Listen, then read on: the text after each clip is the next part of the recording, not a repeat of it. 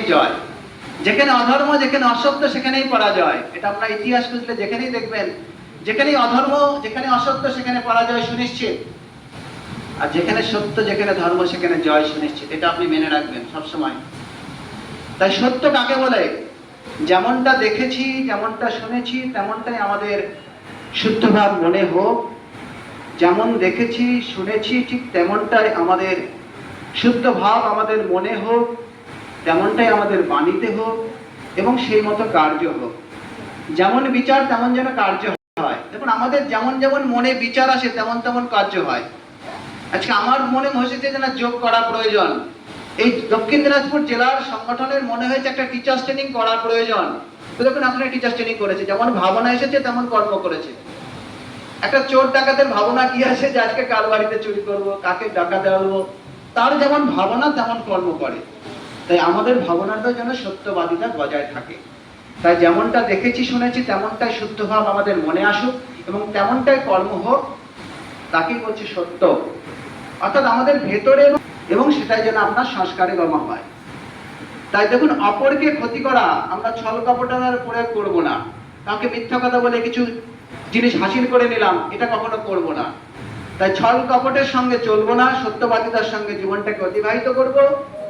অপরকে ক্ষতি করে যে বাণী, সেটা কিন্তু আবার আমার কাছেই ফিরে আসে, তাই তো? জैसे হয় কে মানি না, जैसे कर्म ऐसे फल। একদিন কর্মফলের ক্লাস হবে, সংগঠন চাইলে আমি করবো একদিন কর্মফলের। जैसे कर्म रहेगी ऐसे फल देगी। তাই আপনি যদি সত্যবাদিতার সঙ্গে জীবনযাপন করেন, ধর্মের সঙ্গে জীবনযাপন করেন, আপনার জীবনটাও সেরকমই পূর্ণতা আপনি অর্জন করবেন। তাই কখনো সত্য থেকে নিজেকে দূরে সরায় রাখবো না। তাই বিচার এবং আমাদের ব্যবহারে যেন সবসময় সত্যতা থাকে। তাই প্রথমে কি বললাম? অহিংসা, 2 নাম্বার সত্য, 3 নাম্বার অস্তেয়, নাম্বার 4 ব্রহ্মচর্য। খুব গুরুত্বপূর্ণ পাঠ এটা। অষ্টাঙ্গ যোগের প্রথম অঙ্গের গুরুত্বপূর্ণ সাধন পদ্ধতি হচ্ছে ব্রহ্মচর্য। ব্রহ্মচর্য মানে কি? ब्रह्मा की चर्या करना। जैसे दिनचर्या रहता है ना, ऐसे ब्रह्मा की चर्या ही ब्रह्मचर्य है। तो ब्रह्म को चर्या करे। इसमें क्या करना है?